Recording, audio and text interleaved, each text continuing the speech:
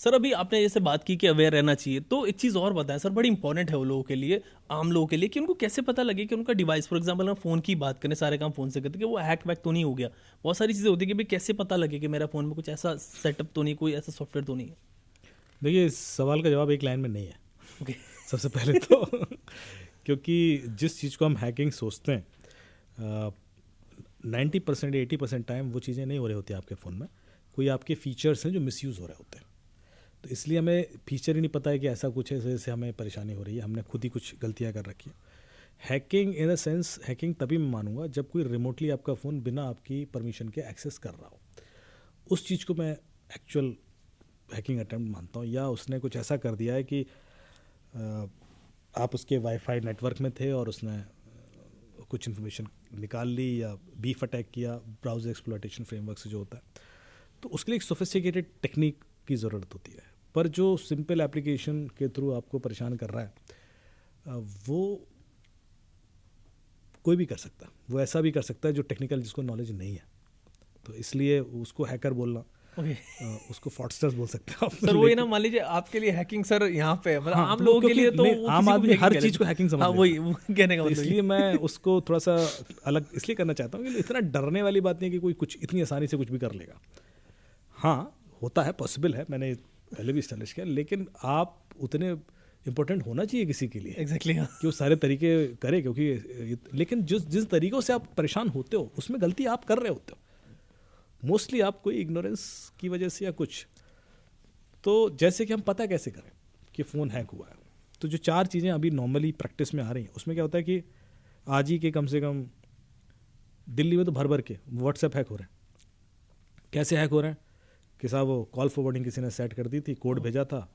अच्छा। हाँ सर, कई बार तो आप खुद ही कोड भेज देते हो, आपको किसी दोस्त के नंबर से आया कि वो मेरा कोई वो आया था, आप भेजना, एक SMS आएगा और आपने भेज दिया। इतना भी आसान होता है। कई बार वो कोई बहाना मार के कि भाई मैं आपके लिए कुरियर लेके आ रहा हूँ, उसका कोड है, या कोई और रीज़न दे दिया और आपने वो डायल कर दिया और आपकी कॉल फॉरवर्डिंग सेट हो गई। कॉल फॉरवर्डिंग सेट हुई तो आपका OTP उसको जाने लगा, कॉल उसने के थ्रू व्हाट्सएप चले जाए, कॉम्प्रोमाइज़ कर लिया। कॉल मर्जिंग से भी OTP निकल जाता है, जैसा मैंने आपको बताया था। वॉइस मेल सेटअप करके भी निकल जाता है। और भी बहुत सारे जूम कॉल के थ्रू, जैसे मैंने आपको बताया था, केस सुनाया, निकल जाता है। तो ये सारे तरीक़ों से OTP निकला और उसके बाद आपका व्हाट्सएप या कोई दूसरा प्लेटफॉर्म कंप्रोमाइज़ हुआ। इसमें गलती आपसे हुई है, एक बिना आपकी गलती के उसने नहीं कर पाया। तीसरा जो OTP is one thing. Second है कि आपसे कोई एप्लीकेशन इंस्टॉल करवा लेना। तो आपने एप्लीकेशन इंस्टॉल क्यों की थी? क्योंकि आपको भरोसा था सामने वाले पर, जब उसने कोई बिल्कुल सोशल इंजीनियरिंग टेक्निक यूज़ की है, या आपके बच्चे से करवा ली है, या वाइफ से हो गई, या पेरेंट्स से हो गई, लेकिन कोई ना कोई एप्लीकेशन आपके फ़ोन में इंस्टॉल हुई और उसकी वजह से डेटा बाहर गया या पैसा बाहर गया है, जो भी हुआ। तीसरा, कोई लिंक क्लिक करा लेना, जैसे मैंने आपसे बोला। अब लिंक क्लिक करा के वो इमीडिएट एक्शन होगा। लिंक क्लिक करके परमानेंटली फ़ोन हैक होगा, इसके चांसेस कम है, लेकिन उस समय वो एक्शन हो जाएगा कि आपका पैसा निकल गया या कुछ हो जाएगा। क्योंकि उसका जैसे ही आप मोस्टली लिंक ब्राउज़र में खुलता है, तो ब्राउज़र रिलेटेड एक्टिविटीज़ कुछ ऐसी हो सकती हैं। कई बार लिंक पर्टिकुलर एप्लीकेशन भी खुल जाता है, क्योंकि आपने वो उस तरह की सेटिंग्स होती हैं, जैसे पेमेंट्स, बिल्कुल लिंक्स एंड ऑल। तीसरा जो इसके अलावा जो तरीका आता है, सो आपने ऐप हो गई, OTP हो गया, लिंक हो गया, QR कोड हो गया। ये 3-4 तरीके हैं जिनसे कि आपके फ़ोन को हैक किया जा सकता है। अब QR कोड से में भी क्या होता है कि उसने एक कहानी बनाई और आपने खुद ही कोई एप्लीकेशन इंस्टॉल कर ली। सो कोर ये है कि फ़ोन हैक हुआ क्यों? क्योंकि आपने कुछ इंस्टॉल किया। एग्जैक्टली।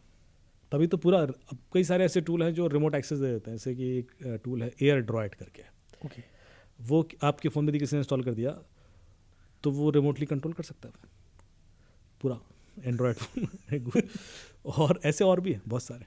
मैंने आपको बताया था पिछली बार WTMP बताया था, या सेल्फी इंट्रूडर है, या अब मैं ज़्यादा नहीं बताऊंगा वरना लोग मुझे लोग फीडबैक देते हैं सर आप मत बताएगा ज़्यादा, क्योंकि लेकिन ऐसे टूल हैं, लोग कई बार पॉजिटिव यूज़ के लिए भी इस्तेमाल करते हैं, इसलिए बता रहा हूँ, कई बार ज़रूरत होती है।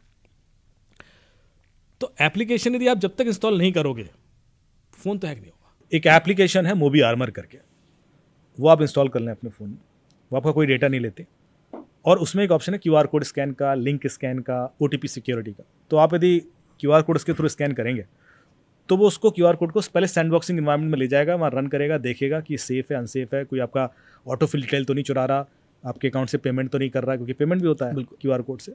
और उसके बाद ग्रीन रेड करके बता देगा कि ये सेफ है, आप इसको आगे कंटिन्यू कर सकते हो। रेड है तो आप मत करिए।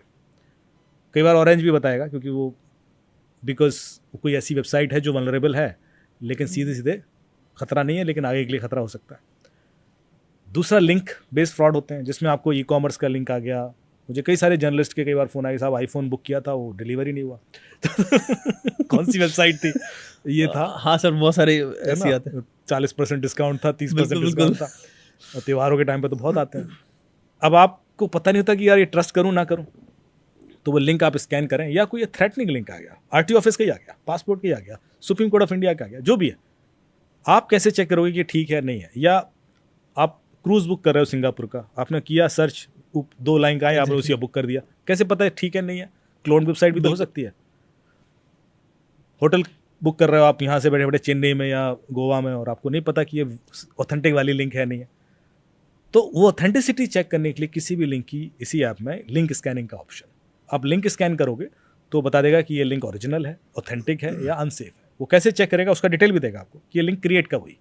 यदि कोई भी link Pawan Hans helicopter booking की है और वो 2 हफ्ते पुरानी है, तो वो रेड कर देगा।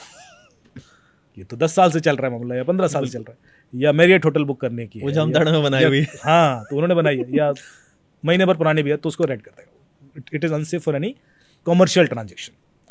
इसी तरह से उसके और क्रेडेंशियल्स निकालेगा कि यदि कोई बंदे ने वेबसाइट रजिस्टर कराई है, ऑथेंटिक बंदे ने, तो वो अपनी डिटेल देता है कि मेरी ये कंपनी है, ये है। यदि कोई फ्रॉडस्टर्स करा रहा है, तो वो अपनी डिटेल नहीं देता, उसको हाइड करवा देता है। तो यदि डिटेल्स हाइड होंगे तो वो रेड कर देगा कि ये डाउटफुल। फिर देखेगा कि उस वेबसाइट के अंदर कोई वायरस तो नहीं है, कोई मेलवेयर जो आप खोलोगे तो आपका डेटा चुरा ले या आपकी डिटेल्स निकाल ले। वो हर तरीके से स्कैन करके आपको एक आइडिया देगा, रेड ग्रीन, कि आप इसमें कंटिन्यू करो या ना करो। तीसरा उसमें एक ऑप्शन है वाईफाई सिक्योरिटी, क्योंकि वाईफाई के थ्रू भी बहुत चैलेंजेस होते हैं। आपने पब्लिक वाईफाई कर लिया, अच्छा वाईफाई क्या है कि यदि आप और मैं एक ही वाईफाई में कनेक्टेड हैं, तो मैं आपके खिलाफ एक man in the middle attack कर सकता हूँ। ओके, मैं आपके ट्रैफिक को देख सकता हूँ कि आप मोबाइल पर खोल रहे हो वेबसाइट, और ये एक थ्रेट हो सकता है आपके लिए। तो इसलिए हम कहते हैं कि पब्लिक वाईफाई में कमर्शियल ट्रांजेक्शन ना करें, अवॉइड करें। लेकिन आप चेक कैसे करेंगे कि वाईफाई सेफ है नहीं है? तो उसमें एक ऑप्शन है, वो वाईफाई बता देगा सेफ है अनसेफ है, और इसको आप यूज़ कर सकते हैं। फिर उसमें OTP सिक्योरिटी का ऑप्शन है कि जितने भी OTP चुराने के तरीके हैं वो सारे ब्लॉक कर देगा आपके फ़ोन में। जैसे कॉल मर्जिंग नहीं होगी, कॉल फॉरवर्डिंग नहीं होगी, वॉइस मेल फीचर डिसेबल कर देगा, स्क्रीन शेयरिंग ऑप्शन।